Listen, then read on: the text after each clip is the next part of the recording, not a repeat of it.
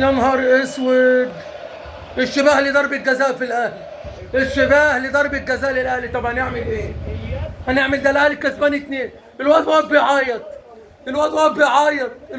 عيط يا ابني عيط. عيط يا ابني. الواد واقف بيعيط بصوا.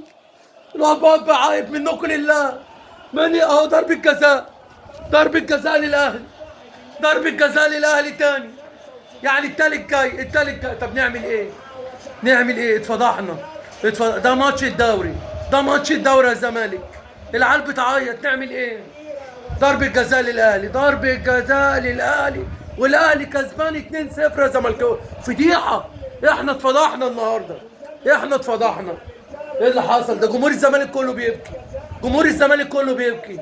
طب هنعمل ايه؟ ده لو الاهلي جابها تبقى 3-0. هيبقى 3-0 واحتمال الدوري يضيع مننا. واحتمال الدوري يضيع مننا يا زمالك. مبسوطين كده؟ مبسوطين؟ قعدنا نقول هنكسب الاهلي 4، هنكسب الاهلي 5، ادينا مغلوبين 2 وضرب الجزاء للاهلي. مغلوبين 2 وضرب الجزاء للاهلي. اتفرجوا. يا رب استرها. يا رب استرها من الفضيحة. يا رب يا رب يا رب. يا رب. يا رب استر يا رب. يا رب استر يا رب. يا رب استر. تريزيجيه هيشوط. الحمد لله ضاعت. الحمد لله ضاعت. الحمد لله ضاعت. ربنا عالم بينا. ربنا عالم بينا يا زملكاوي. ربنا عالم بينا. طب نعمل ايه طيب؟ طب 2-0 والاهلي لسه مضيع ضربة جزاء والزمالك لسه مضيع ضربة جزاء وفضيحة بجلاجل. احنا كنا عايزين نكسب المباراة. محتاجين ان احنا نكسب المباراة عشان ناخد الدوري. دلوقتي الاهلي عطلنا. دلوقتي الاهلي بقى فارق نقطتين ولسه مباراتين في الدوري وكمان بيراميدز كسب النهارده انبي 3-2.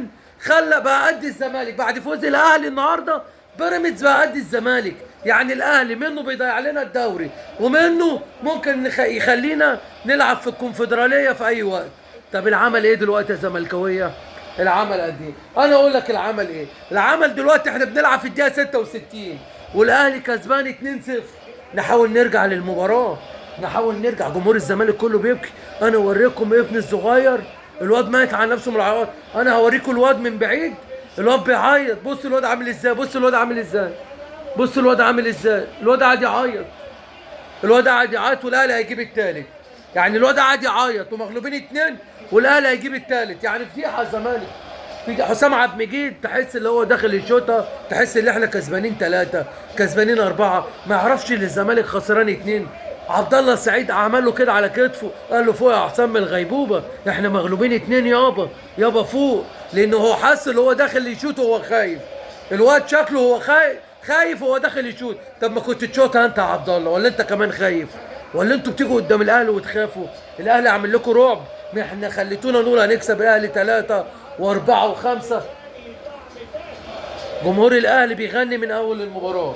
جمهور الاهلي يا جماعه بيغني من اول المباراه. والزمالك مش عارف يلعب.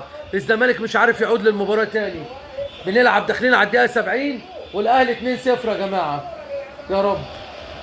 طب هنعمل ايه؟ خلاص يا جماعه هي خلصت كده.